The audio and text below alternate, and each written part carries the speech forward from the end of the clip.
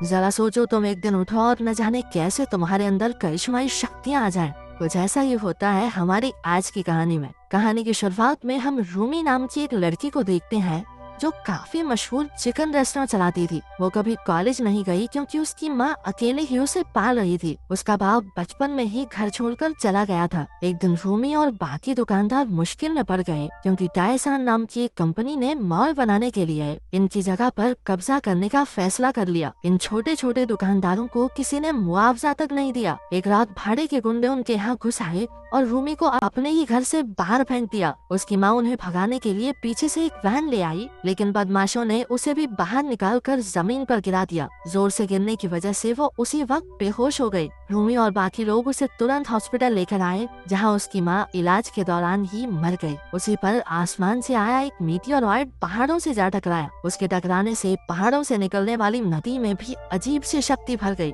अगली सुबह रूमी के पिता शिन ने भी वहाँ का पानी पिया, जिसका स्वाद बेहद अजीब सा था। फिर वो बैंक में पहुंचा, जहां वो चौकीदार का काम करता है। उसके पेट में दर्द सा होने लगा था, जो शायद नदी के पानी की वजह से हुआ। फिर उसने नौकरानी को ऑफिस से छोटा छोटा सामान चुराना सिखाया, लेकिन नौकरानी ने तो एक ही बार में काफी चीजें चुरा ली, जिससे वो पकड़ी गई। शिन ने उसे देखा, लेकिन वो अपने रास्ते निकल गया। शाम को एक रेस्टोरेंट में उसका पेट कुछ ज्यादा ही दर्द होने लगा। अचानक उसके आसपास की सारी चीजें धीरे धीरे उड़ने लगी। सारे टेबल कुर्सियां खुद ही पीछे गिर गए। अब उसका दर्द बंद हो गया, लेकिन दुकानदार ने उसे नुकसान करने के लिए धक्के मारकर बाहर निकाल दिया। कुछ देर बाद शिन अपने छोटे से घर में लौटा और लेटकर एक सिगरेट अपने मुंह में डाली। जैसे ही वो लाइटर लेने के लिए आगे बढ़ा, लाइटर खुद ही उड़कर उसके हाथ में आ गया। ये देखकर वो थोड़ा हैरान रह गया, लेकिन तभी उसकी बेटी का कॉल आया। उसने बताया कि उसकी माँ की मौत हो गई है। शिन एक पुराना सूट पहनकर अंतिम संस्कार में पहुंचा,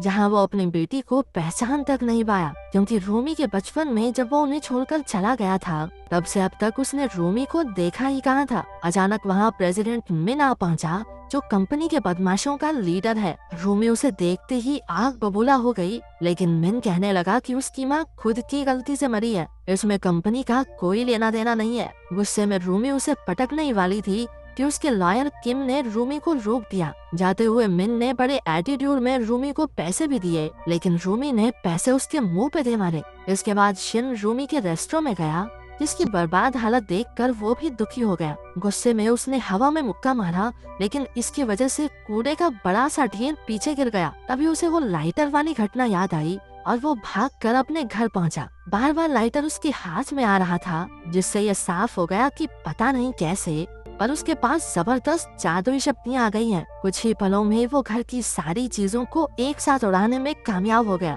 तभी उसके दिमाग में जादूगर बनकर खूब सारे पैसे कमाने का प्लान आया। अगली सुबह अपनी माँ को दफनाकर रूमी अपने पिता और दोस्तों के साथ बाजार में पहुंची, जहाँ सारे दुकानदार बदमाशों के डर से छिपे हुए थे। वो लोग कभी भी आकर तोड़ फोड़ कर जाते थे, लेकिन किम ने दुकानदारों को शांत रहने को कहा। उनकी पुलिस से बातचीत चल रही थी, लेकिन दुकानदारों का मानना है कि ये बदमाशों की कंपनी तो कानून को भी खरीद लेगी। लोगों का कहना था कि गुंडों की तरह उन्हें भी मारपीट करनी ही होगी, लेकिन किम जानता था कि इससे वो कानून के सामने और बुरे बन जाएंगे। शिन ने सबसे कहा कि अब लड़कर कोई फायदा नहीं और अब उन सबको नई नौकरियां ढूंढ लेनी चाहिए। इससे सब गुस्सा हो गए और रूमी ने तो उसे बाहर ही भगा दिया। शाम को शिन एक सर्कस में काम मांगने गया और उसकी शक्तियों की वजह से उसे तुरंत नौकरी मिल गई। अगले दिन रूमी को पता चला कि उसकी माँ की रिपोर्ट में मौत का कारण चोट लगना है और उसके पास कंपनी के खिलाफ कोई सबूत तो था नहीं। जिन्होंने कैमरे से वीडियो बनाई थी, उन्हें तक कंपनी ने खरीद लिया।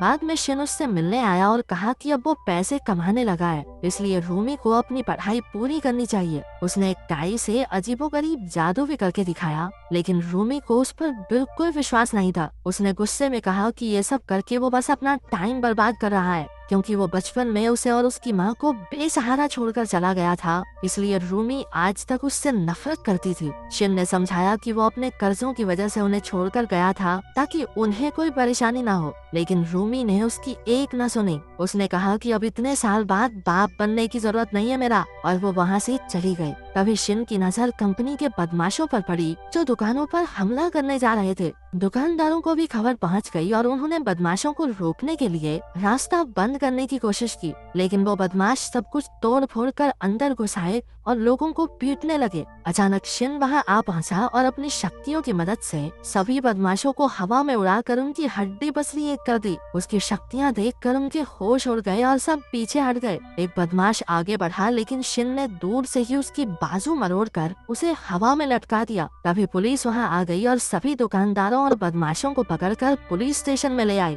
दोनों गुट एक दूसरे पर इल्जाम लगाने लगे। ऑफिसर ने आखिरकार रिकॉर्डिंग देखने का फैसला किया। वीडियो में शिन सबके छक्के छुड़ा रहा था, लेकिन पुलिस वाले को अपनी आंखों पर यकीन ही नहीं हुआ।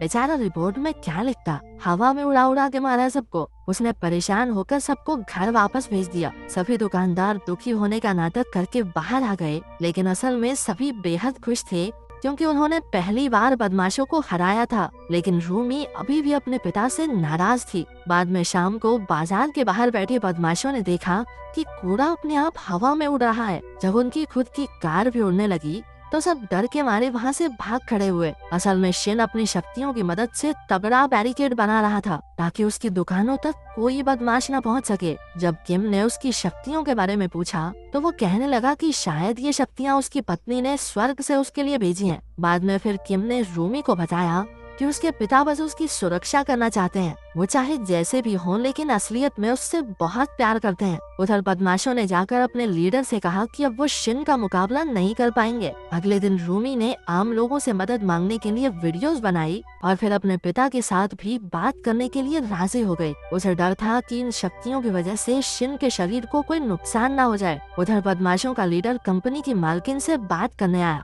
मालकिन ने अपने गुंडे बुलाकर लीडर को ही पिटवा दिया क्योंकि वो अभी तक जमीन खाली नहीं करवा पाया था, और वो खुद भी डर के मारे चीखने का नाटक करने लगी ताकि बाद में इल्जाम उस पर न आए। अब मालकिन किसी भी हालत में शिन को अपने रास्ते से हटाना चाहती थी ताकि वो अपना मॉल बना सके। उसी शाम टीवी पर शिन की शक्तियों की खबर फैल गई और टीवी वालों ने उसे नॉर्थ कोरिया का जासूस कहकर लोगों के सामने पेश किया। 2 दिन बाद पुलिस वाले शिन को ले जाने आए क्योंकि बैंक ने उस पर चोरी का इल्जाम लगाया था। शिन उनके साथ चल तो पड़ा, लेकिन ऑफिसर्स ने बिना कोई कार्रवाई किए उसे बंदी बनाकर जेल में डाल दिया। उधर किम को पता चला कि कंपनी के किसी आदमी ने पैसों के बदले रूमी की मां के खून का इल्जाम अपने सर ले लिया। इससे कंपनी सारे कानूनी मसलों से बाहर हो गई। ये सब मालकिन का ही प्लान था। उसने बदमाशों की नई कंपनी बनाकर कानूनी तरीके से जमीन हड़पने की तैयारी शुरू कर दी। उसने पुलिस से भी हाथ मिला लिया था और शिन को जेल में डलवा कर अब उसका रास्ता बिल्कुल साफ था। सारे बदमाश अपने लीडर के साथ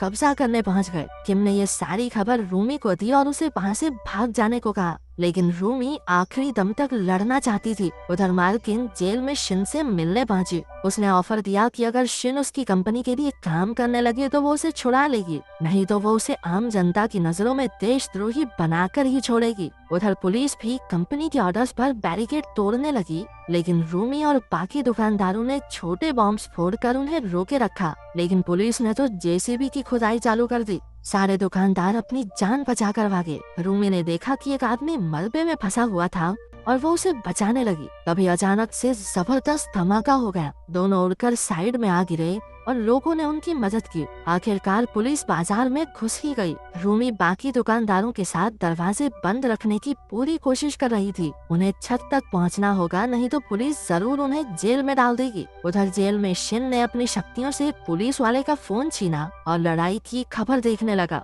वो एक बार फिर से अपनी बेटी को अकेला नहीं छोड़ सकता था, इसलिए उसने अपनी हथकड़ियां तोड़ डाली और अपनी शक्ति से जेल की दीवार में बड़ा सा छेद कर दिया। वो धमाके से खिड़की से नीचे आ पहुंचा और सबसे पहले उसने उंगली घुमाकर मालकिन की कार तहस नहस कर दी। उसने धीरे धीरे उड़ना शुरू किया और कुछ ही देर में वो हवा से बातें करने लगा, लेकिन उसकी टक्कर एक बिल्डिंग से हो गई और सीधा नीचे आ गिरा। उसे एक बार फिर अपनी बेटी का ख्याल आया और वो कृष की तरह छलांग लगाकर आगे से आगे बढ़ता ही रहा। उधर रोमी और बाकी दुकानदार छत तक पहुंच गए, लेकिन एक आदमी सीढ़ियों से गिरकर लटक गया। पुलिस ने उस पर पानी फेंककर उसे गिराना चाहा, लेकिन शिन ने ऐन वक्त पर आकर उसकी जान बचा ली। एक बार फिर से लंबी छलांग लगाकर वो और लोगों को बचाने पहुंचा, लेकिन धुएं की वजह से वो पुलिस की क्रेन से जा टकराया और गलती से एक ऐसे कमरे में जा गिरा जहाँ बहुत सारे पुलिस वाले थे। वो सब एक साथ उस पर आ गिरे, लेकिन उसने अपनी शक्तियों से एक ही बार में सबको पीछे हटा दिया। शिन एक बार फिर अपने मिशन के लिए उड़ गया। उधर किम सबको सीढ़ियों से दूसरी छत तक पहुंचा रहा था, लेकिन रूमी लेट हो गई और पुलिस वालों ने उसे बंदी बना लिया। बाकी पुलिस वाले भी वहां पहुंच गए और दुकानदारों को बुरी तरह पीटने लगे। मौके पर पहुंचकर शिन ने एक ही बार में सबको उड़ाकर दूर फेंक दिया। हजारों पुलिस वाले मिलकर भी उसकी ताकत का मुकाबला न कर सके। उनसे निपटकर शिन ने अपनी शक्ति से सभी दुकानदारों को एक साथ छतें पार करवा दी। अब वो अपनी बेटी को ढूंढने निकला, लेकिन वो एक क्रेन के डिब्बे में बंद थी जो नीचे गिरने ही वाला था। उसके दरवाजे से एक पुलिस वाला गिरने ही वाला था कि रोमी ने उसकी मदद की। तभी शिन ने वहां आकर अपनी ताकत से पूरा डिब्बा ही सुरक्षित छत तक पहुंचा दिया। इसी धमाके में रोमी नीचे गिर गई, लेकिन जमीन से टकराने से पहले ही शिन ने उसे बचा लिया। अपनी बेटी से एक आखिरी बार माफी मांगकर शिन ने खुद को पुलिस के हवाले कर दिया। पूरे 4 साल बाद वो जेल से रिहा हुआ और उसने देखा कि पुरानी दुकान की जगह कुछ भी नहीं था। कंपनी को बहुत घाटा हो गया था, इसलिए कोई मॉल बना ही नहीं। फिर वो नए रेस्टोरेंट में गया जिसका नाम रूमी ने सुपर पावर चिकन रखा था। तो अगर तुम्हारे पास सुपर पावर्स हो तो तुम उसे अपने फायदे के लिए इस्तेमाल करोगे या लोगों के भले के लिए? कमेंट्स में सच सच बताना, ठीक है?